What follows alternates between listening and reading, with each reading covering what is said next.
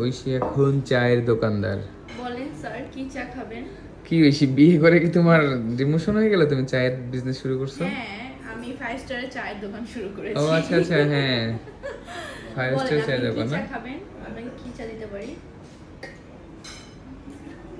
Sir আমি Korean Japanese চা বানাইছি। সরি, তুমি চাইনিজ রেস্টুরেন্টে বসে জাপানিজ চা বানাইছো? জাপানিজ সব বানাইছি। বা তোমার চায়ের দোকানটা খুব আধুনিক। আর কি খাবেন বলেন? তুমি একটা কাজ করো, চা কফি মিক্স করে কিছু একটা বানাও। ওকে, এটার নাম কি দিবা? চা কফি মিক্স। যাই হোক, আমরা ঐশীর চা নামেই খাবো এটা, ঠিক আছে?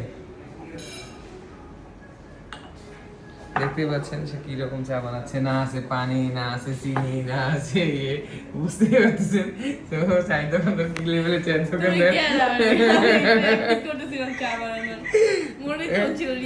তাই না?